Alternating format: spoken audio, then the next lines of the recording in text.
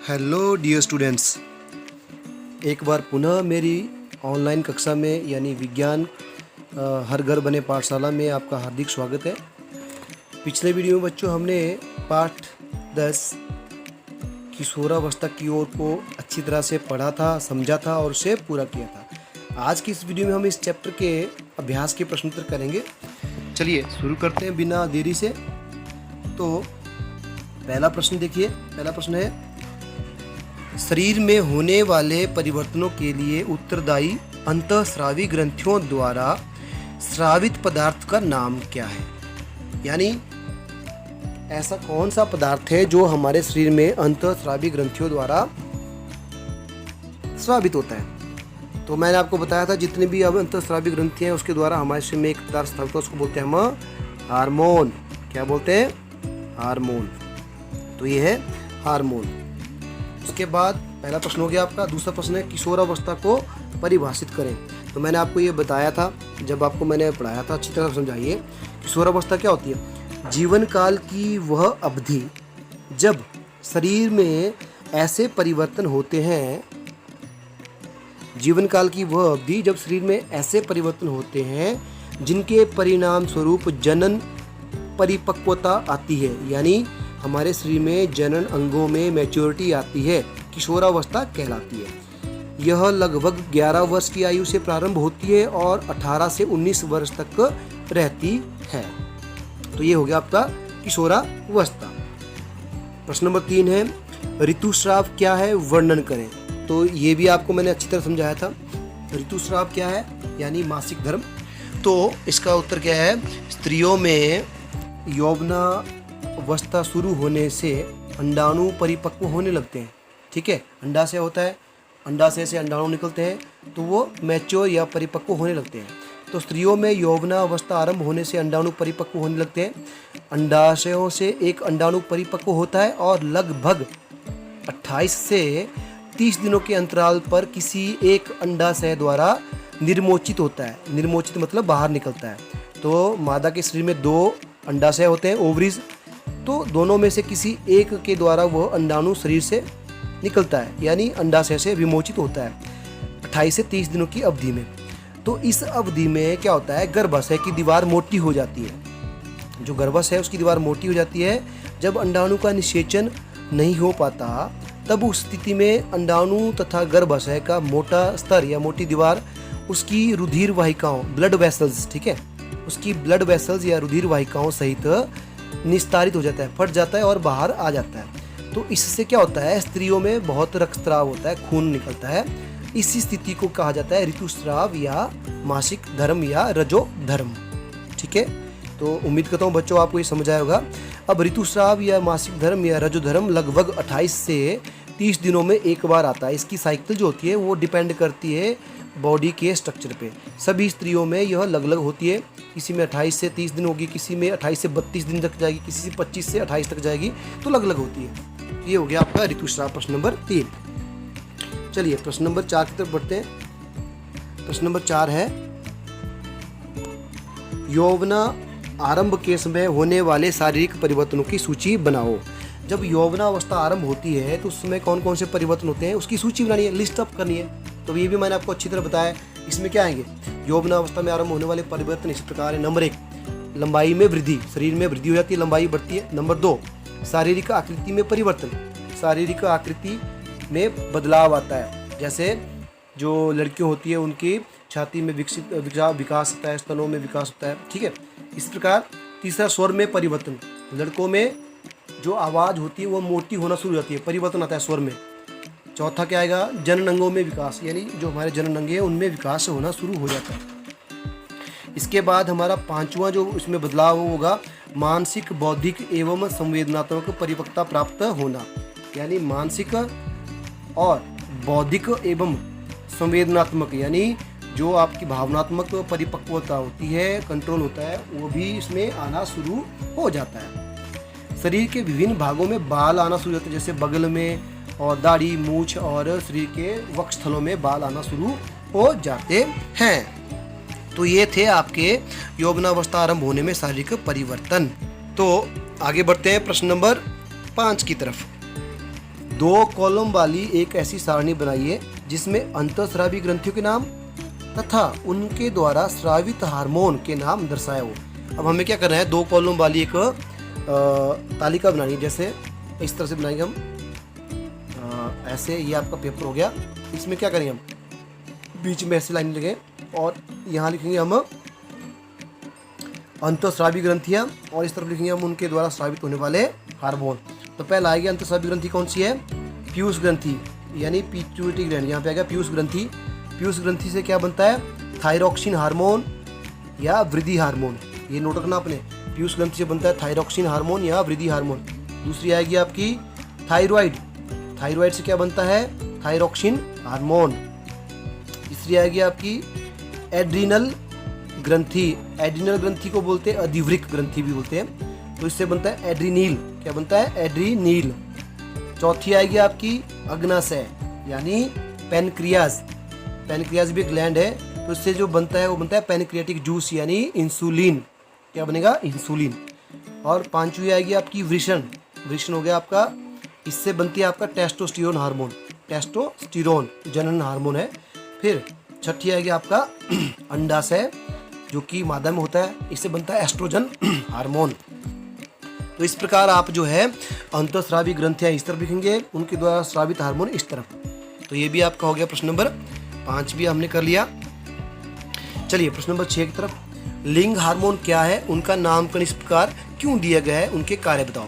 तो 3 चीजें पूछिए, लिंग हार्मोन क्या है। सबसे पहले लिंग हार्मोन होते क्या है, वे हार्मोन जो गौण लैंगिक लक्षणों के लिए उत्तरदायी होते हैं उन्हें लिंग हार्मोन कहते हैं। गौण लैंगिक लक्षण जैसे दाढ़ी आना, मूछें आना, स्तनों का साइज बढ़ना, वक्षस्थलों में बगल में बाल आना, ये सब क्या है।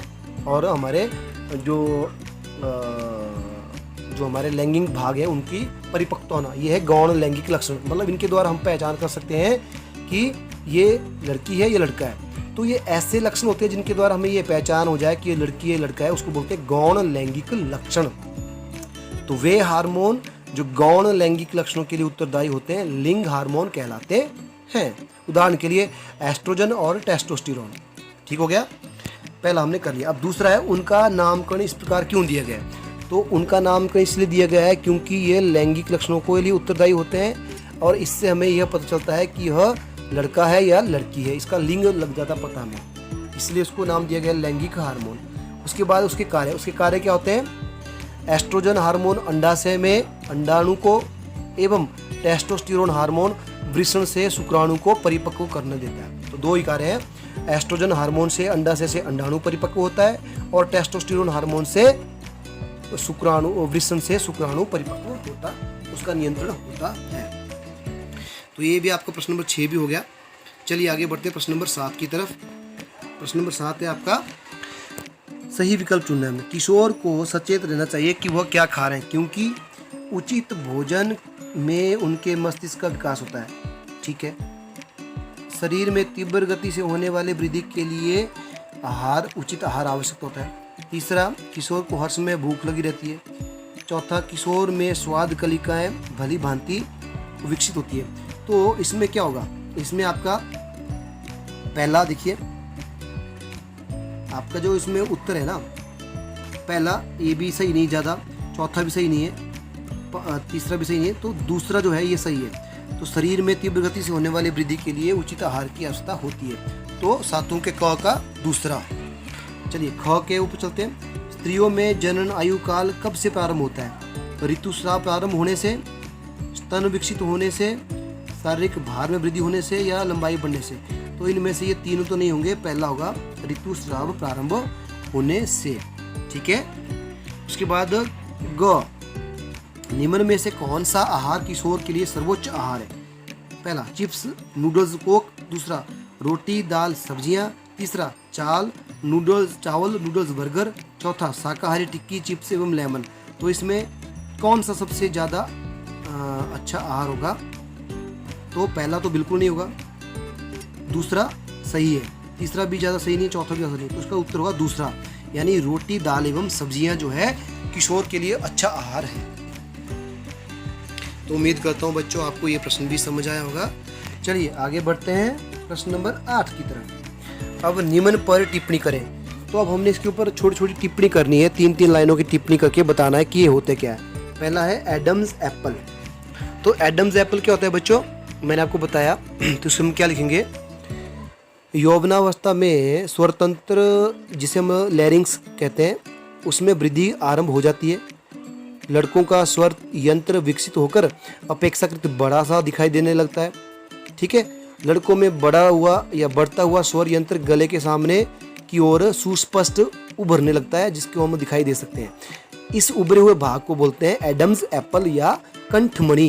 अंग्रेजी में बोलते हैं इसको एडम्स एप्पल और हिंदी में बोलते हैं कंठमणि। तो ये लिखना है आपने इसके अंदर। तो चलिए आगे बढ़ते हैं। दूसरा, गौण लैंगिक लक्षण। अब गौण लैंगिक लक्षण मैंने पिछले प्रश्न में आपको बताया। गौण लैंगिक लक्षण वे लैंगिक लक्षण होते हैं जो यह निर्धारित करते हैं कि यह लड़का है या लड़की। यानी जब बच्चे जो है यौवनावस्था में पैर रखते हैं तो उनके शरीर में अनेक प्रकार के बदलाव होते हैं। तो जब उनके शरीर में मूछें, दाढ़ी, बाल, बगल में बाल, वक्षस्थल में बाल आना शुरू हो जाते हैं, उनके जेनेटिक अंग जो होते हैं, सेक्सुअल जो अंग होते हैं वो परिपक्व होना शुरू हो जाते हैं, उनमें स्तनों का उभार ज़्यादा हो जाता है, तो उन लक्षणों को कहा जाता है गौण लैंगिक लक्षण। अब इनको क्यों कहा जाता है, क्योंकि ये लक्षण जो है यह बताते हैं कि यह लड़का है या लड़की है। क्लियरली हमें दूर से लग जाता है पता, इसलिए इनको गौण लैंगिक लक्षण कहा जाता है। चलिए ये भी हो गया। तीसरा, गर्भस्थ शिशु में लिंग निर्धारण, यानी जो अभी गर्भ में ही है बच्चा, उसका लिंग निर्धारण कैसे होता है, मैंने ये भी आपको बताया। इसमें हम क्या लिखेंगे, इसमें हम लिखेंगे मनुष्यों के शरीर में 23 जोड़े क्रोमोसोम या गुणसूत्र होते हैं। 22 जोड़े दोनों में समान होते हैं, मादा और नर में। जो 23वां जोड़ा होता है वह नर में या मनुष्य में XY होते हैं उसमें क्रोमोसोम, जबकि मनुष्य में होते हैं XY, और जबकि औरत में होते हैं वह X और X। ठीक है, ये फीमेल हो गया, ये आपका मेल हो गया। तो मेल में होते हैं आपके XX और XY सॉरी, और फीमेल होते हैं XX। तो जब नर से या मनुष्य से शुक्राणु निकलता है तो शुक्राणु में अगर Y क्रोमोसोम जाए तो मादा से तो चाहे कोई भी आए, ये वाला है चाहे ये वाला, X ही होंगे। तो X क्रोमोसोम आया तो क्या बन गया XY। तो इसका मतलब क्या बन गया आगे, मेल या लड़का, तो बनेगा लड़का। ठीक है। दूसरी कंडीशन, अगर जब नर से शुक्राणु के द्वारा X क्रोमोसोम आए और मादा से तो X ही आएगा, तो आगे क्या बन जाएगा XX। तो XX का मतलब ये क्या हुआ, फीमेल या लड़की। तो यह निर्धारित करती है कि गर्भ में लड़का होगा या लड़की। तो इस प्रकार इस गर्भस्थ शिशु का लिंग का निर्धारण होता है। तो मैं उम्मीद करता हूँ ये भी आपको समझ आया होगा। चलिए प्रश्न नंबर 9 है। अब इसमें 9 दिया है बच्चों, ध्यान से देखना, ये पहेली है, एक शब्द पहेली है। इसमें बाएं से दाईं ओर दिया हुआ है, फिर ऊपर से नीचे के ओर दिया हुआ है, ये हमने बनाना है। चलिए पहले देखते हैं बाएं से दाईं ओर। पहला है तीसरे नंबर पे, एड्रीनल ग्रंथि से स्रावित हार्मोन। तो एड्रीनल ग्रंथि से होता है एड्रीनेलिन। तो तीसरे पे क्या आएगा, तीसरे पे आएगा आपका एड्रीनेलिन, यानी बाएं से दाईं ओर। यहाँ पे आएगा ए, यहाँ पे ड्री, यहाँ पे ने, यहाँ पे ली, यहाँ पे न, एड्रीनेलिन। ठीक हो गया। उसके बाद आपका चौथा है मेंढक के लार्वा में वयस्क तक होने वाला परिवर्तन। ये है बाईं से दाईं ओर चौथा, मेंढक में लार्वा से वयस्क तक होने वाला परिवर्तन। तो ये चौथा कहाँ है इसमें, ये बाईं से दाईं तरफ। यहाँ पे क्या आएगा, यहाँ पे आएगा आपका कायांतरण। जब लार्वा से टेडपोल बनता है तो कायांतरण, कायांतरण। तो इस प्रकार ये भी हो गया। ठीक है बच्चों। इसके बाद आया 5वां, अंतःस्रावी ग्रंथियों द्वारा स्रावित पदार्थ। अंतःस्रावी ग्रंथि द्वारा स्रावित पदार्थ, तो ये होते हैं हार्मोन, यहाँ पे न, हार्मोन यहीं पे आएगा, हार्मोन यहाँ पे आएगा, न यहाँ पे। तो ये हो गया हार्मोन।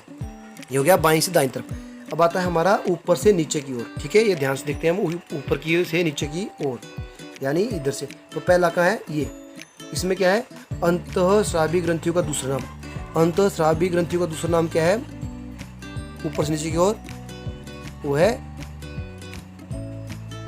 नलिका विहीन यानी यहाँ पे नलिका, विहीन, तो अंत्य श्राव्य ग्रंथि का दूसरा नाम है नलिका विहीन, इनमें नलिका नहीं होती।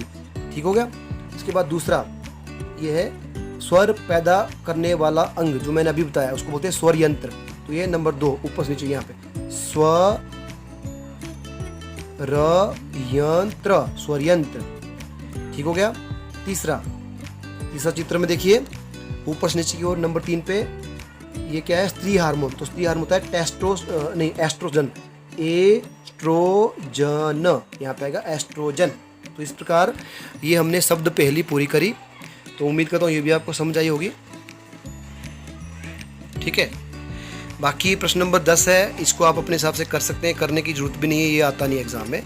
तो इस प्रकार हमने इस चैप्टर के सभी प्रश्न जो है उत्तर सहित किए, मैंने अच्छी तरह आपको समझाए हैं और उम्मीद मुझे पूरी है कि आपने भी अच्छी तरह ये समझे होंगे और मेरे साथ नोट किए होंगे। जहां आपको दिक्कत आए आप वीडियो को पॉज कर सकते हैं और मेरे द्वारा समझाए गए शब्दों को लिख सकते हैं, परंतु आपने समझने हैं और अच्छी तरह ये नोट करने हैं। ठीक है बच्चों, तो इस वीडियो को यहीं समाप्त करते हैं। इसी के साथ आपका चैप्टर 10 पूरा होता है। मिलते हैं अगले वीडियो में एक नए चैप्टर के साथ। तब तक के लिए अपना ध्यान रखिए और पढ़ते रहिए।